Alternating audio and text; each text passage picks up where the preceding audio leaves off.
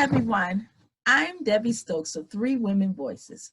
Recently, we lost Kobe Bryant, his daughter, and 7 others. There are some people watching who have lost loved ones as well. During that time, we experienced grief. Today, I have a special guest, Deneen Andrades, who is an international perspective expert and best-selling author. She is going to talk to you about dealing with grief, finding hope, and being resilient. Hi, Deneen, how are you?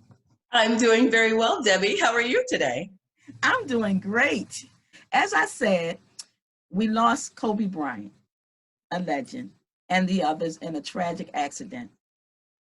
A lot of times people have to deal with grief. What do you think is the best way for people to deal with grief?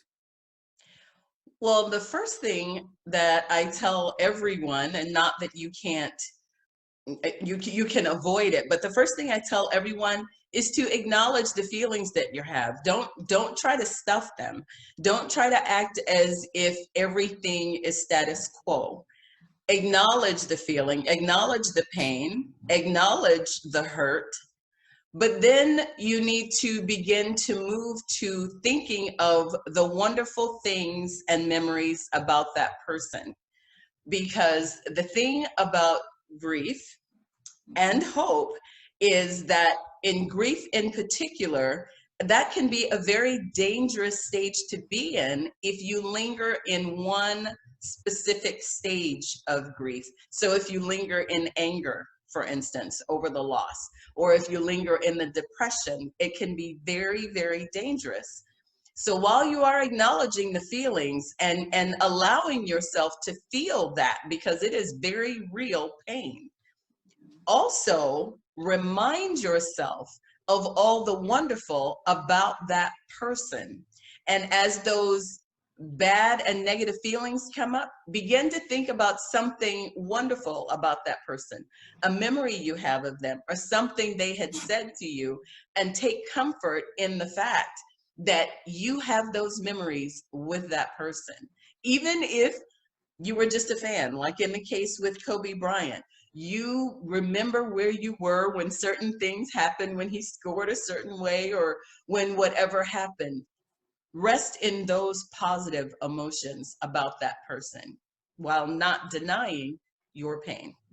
Okay. Now, there are 7 stages. Can you give everyone the 7 stages and then how they show up in your life? Yes. Oh, there are so many stories there that we can have, right? So for each stage of hope, there's also a stage of grief, which is what people are usually accustomed to talking about. Initially, when something happens, anything happens, and we experience grief, which the definition on that, by the way, is loss of anything of value. Anything. So even if it's your keys, your cell phone, how many of your users have lost your cell phone, or have you ever lost your cell phone? Yes. Well, when you lose your cell phone, it seems like something simple, right? But when you lose your cell phone, even, you go through all the stages of grief and back to hope, right? So first of all, we have the initial stage of grief, which is shock. Okay. The shock that this incident, whatever the incident is, occurred. Okay. And then there's denial. And so we know what that is, right? You just don't believe it. You don't want to believe it. I'll tell a quick little story about me losing my cell phone to help you see how this all fits together. Mm-hmm. So out running around doing my errands, I am having a fantastical day because the sun is shining and I'm accomplishing everything I want to accomplish that day. And I get home, I bring my bags in, I'm putting things away, and I remember that I need to return a phone call. I go for my phone, it is not there. It is not anywhere I think it should be. Mm-hmm. My mind immediately goes to, did I leave it in one of the stores that I was at? Okay. Worse yet, did I put it on top of the car? It is now in the parking lot and ran over by some car. right? I mean, so now I'm experiencing shock. And then I'm going through denial because I don't believe that I did this. I just find that hard to believe because I have a place for my phone and it should be there and it's not there, and I'm just denying the fact that it is not there. Right. Right? It's just not good. And then I go to that, from that to being angry at myself because I'm still in disbelief, but even more so, I know the value of this to me, right? Okay. And so, how could I be so careless as to lose such a valuable thing? I mean, come on. It has your pictures in it, it has your music, it is your handheld computer. It costs $1,100. You know, it's like all of these things Right. are going on in your head. These exact same stages of grief are the things that we experience when we lose someone, Okay. a loved one, like Kobe, as being a fan of his, or even someone much closer to us. You go through the stages of grief. Now there are 7. I only went through 3. Mm-hmm. But I wanted to draw the correlation so that you see that we actually go through grief every single day. And each time we do, it makes us stronger for the next thing, which is the reason why, how many have said, if X were to happen, I couldn't take it. I think I would just, there are many times in life when we have said that. And yet, look at us. We're sitting here, not Yes. just surviving, but thriving. Yes. And we're thriving because we're built better than that, right? Yes. We are built to handle these things, which is why we're still here and thriving. We ourselves are children of God for some, God particles for others, you know, part of the universe, the whole energy, whatever your higher power and source belief is, we were built stronger than that. We are stronger than we could ever imagine. We are more powerful than anyone has ever given us credit for. And we have the wisdom of all the ages at our beck and call. So we have tremendous support. Tell us about how you came to be interested in talking about grief. I have been through a lot in life. I have suffered a lot of loss starting from a very early age. And I went through one point where I actually thought that I wasn't going to make it through. And it was an extremely tough time for me, meaning I went into a deep depression of my own. I lost the person that I loved the most because I was seeing them engaged. And what's even more, 2 days later, I lost the eldest member of my family. And I had responsibilities to both, and I was burning the candle at both ends. Okay. As best I could. All of these things I write about in my book, Learning to Pivot, Mastering Resilience. But when I came out of it, is when I realized there was actually a process to getting out of grief and the recovery. And while I was coming out of it, I started writing down all the things that I was doing and the things that I was feeling and what actually worked for me, and came up with my 7 stages of hope, in recognition that it's not that it's only me that does these things. We all do them. But I needed to highlight that because I want us all to be successful. And depression is a very dangerous place for people to be. And it is definitely one of the stages of grief that people can get stuck in. And when they're stuck there, all kinds of things in your mind, including wondering why you're even on this earth. If you have a purpose, if you even have value to anyone besides you. Those are the horrible thoughts that go through people's head when they're in depression. Mhm. And I, having been there myself, did not want anyone else to experience that pain if I could help it. Okay, okay. So now you talk about depression. Um, what would you say to somebody that's stuck there right now, like because of some a passing? Right. So understand that depression in and of itself is a disconnecting from your source. Everything about depression is disconnecting because a person loses interest in doing things that they would normally like to do.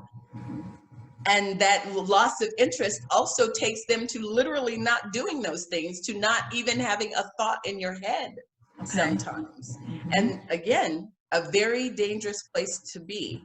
So what I say to people and what I help work them through is reconnecting to your source, whether it is God, whether it's the universe, whether it's Allah, whatever your source of higher power is, but also reconnect to your network, like you were talking about, having that support. They're there for you. The people that are calling and bugging you, Mhm, those mhm. are the ones that are your support. Answer the phone, accept the invitation, even though you don't feel like going. It's not that you don't literally feel like going, it's because of the negative space in your head, you don't want to. Yes. Go anyway. Answer the phone anyway. Answer the door anyway. It is not about judgment, it is about reconnecting and support. Okay. Okay. How important is prayer in your recovery? Prayer is extremely important. Okay. The reason why it is so important is because that is your lifeline back to your source. Mhm. Whether it's prayer, whether it's meditation, because I'm sure different people have their different Yes. religions and Yes. things like that. That is your connection to source. I know for me, I honestly believe that for me, I honestly believe that meditation first thing in the morning is what reconnects me to my source. So before I even get out of bed, I have a meditation in the morning that involves forgiveness, that involves a plan for the day, that Mhm. Okay. involves thankfulness, Okay. so that I can be sure to begin my day with the right frame of mind, Mhm. recognizing that I am connected, I am a piece of a much larger whole. So whether Mhm. I'm in the house by myself or not, it doesn't matter. I know that I've got this tremendous support, both seen and unseen. Okay. All right. Good information. So Thank you. in your book, you talk, and it's called Learning to Pivot, Mastering Resilience. You talk Yes. about resilience. What do you mean by mastering resilience? What I mean is we can not avoid grief. It's going to happen because we lose things of value all the time. Okay. The resilience part comes in and how long that grieving period lasts. Now, it doesn't mean that we can avoid it because we can't. It doesn't mean that we can cut it down so short. This should only take a week. This should only take 2 weeks. I should be done with this in 3 months. I'm not saying that at all. What I'm saying is, in the beginning, you know how I talked about shock being that first stage of grief? Yes. If we pivot at that point, literally a pivot Okay. means to walk forward, take a 180 or a half turn, and then turn back around. It Okay. gives us a new perspective. Okay. And that new perspective allows us to see things that we had not seen before. Before. And that gives us the opportunity to think of things differently. Okay. That is what I mean by mastering resilience, helping you to get to the point where the grief is not overtaking you, the cycles are lasting a much shorter time, you start thinking of those positive things and lessons associated with that particular incident. Okay, yes, yes. And when you can see things differently, you can make different choices. Absolutely. Yes, yes. Including emotional ones. Yes, okay. Mhm. So you also talk about the stages of hope. What are they? And then how do they show up in your lives or play out in your lives? Right. So hope itself, without hope, there is no success. Without hope, there is nothing. Because we all have to have the expectation that things are going to turn out that way, and we need to move in that direction. That is your definition of hope. So as we're going along through grief, that first step, like I said, is shock. On the side of hope, it's the pivot.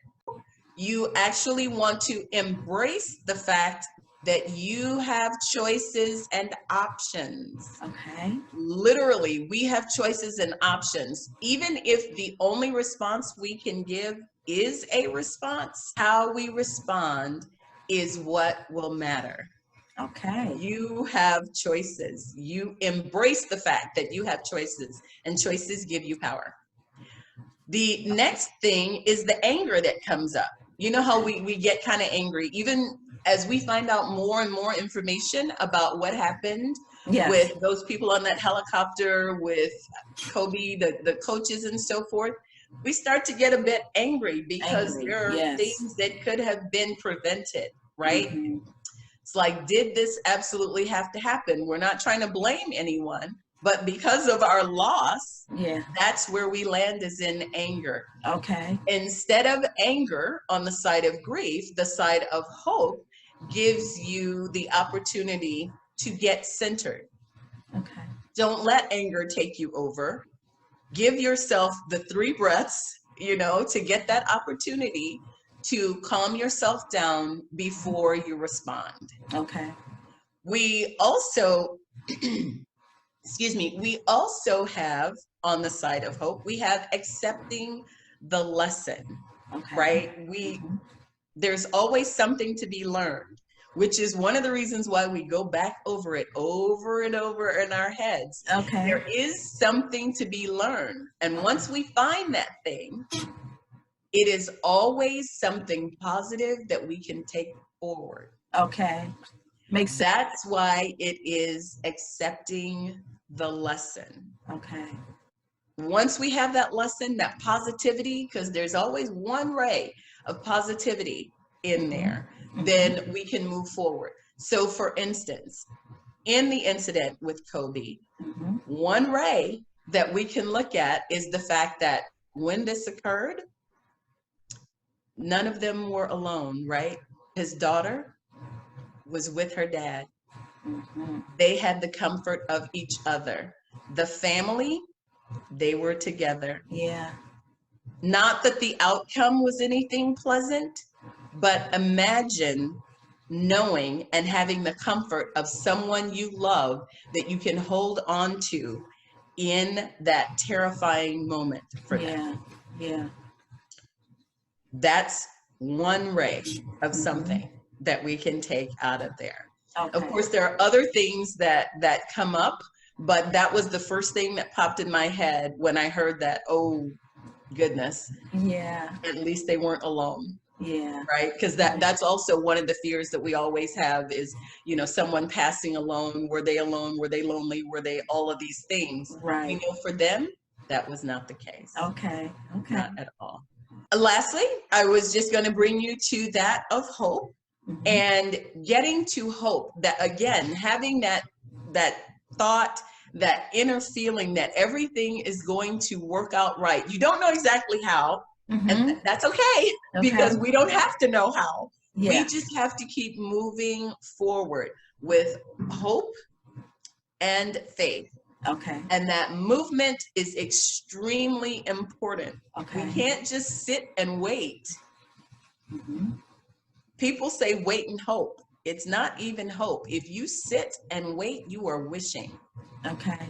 Wishing does not have a foundation. Okay. I could wish for anything. I could wish for $5 million to drop out of the sky, right into my house, no place else but in my house. Yes. But there's nothing reasonable about that. Yes. There's absolutely nothing reasonable about that.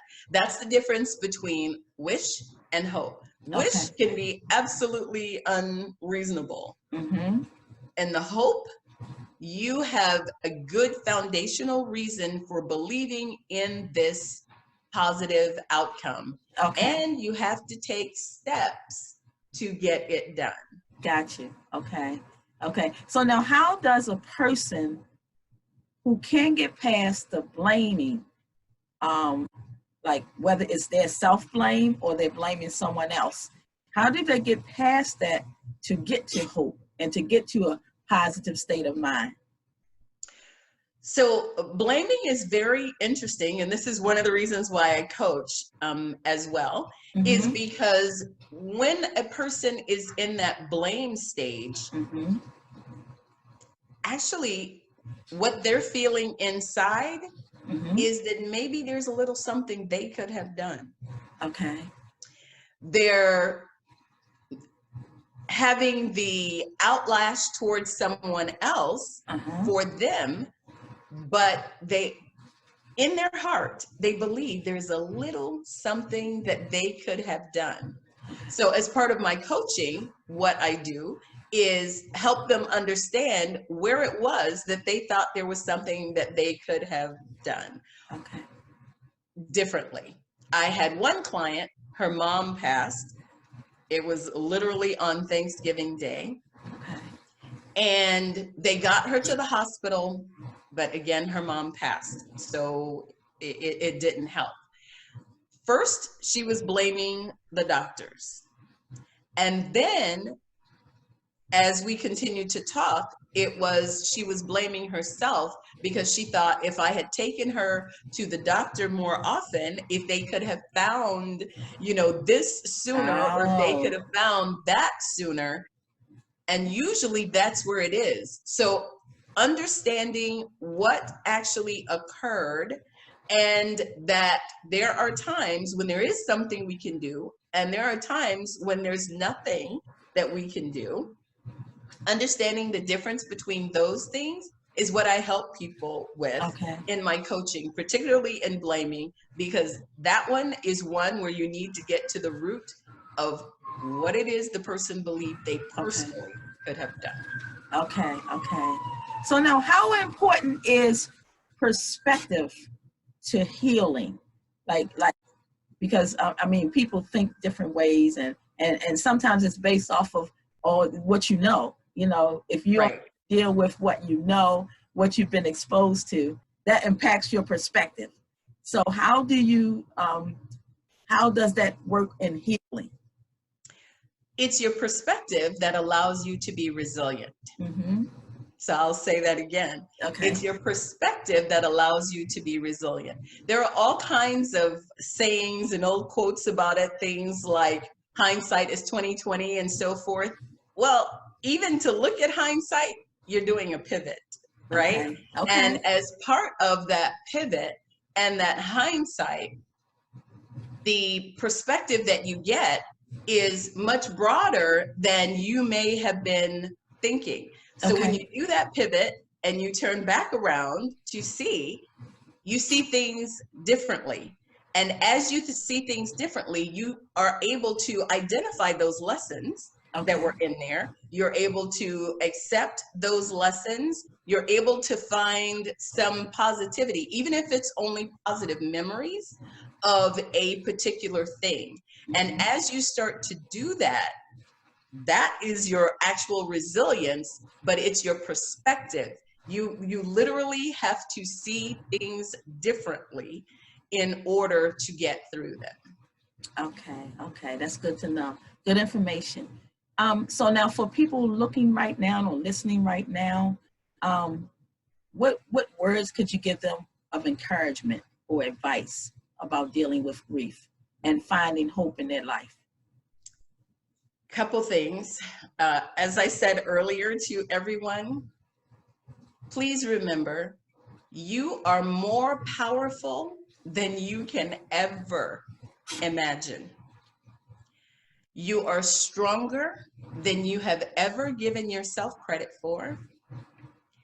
And you have the power and knowledge of all the ages available to you in your intuition and also in your support team. Sometimes that support is from a complete and total stranger. I know we've all hit that, but it's just a reminder, you are never alone, never alone.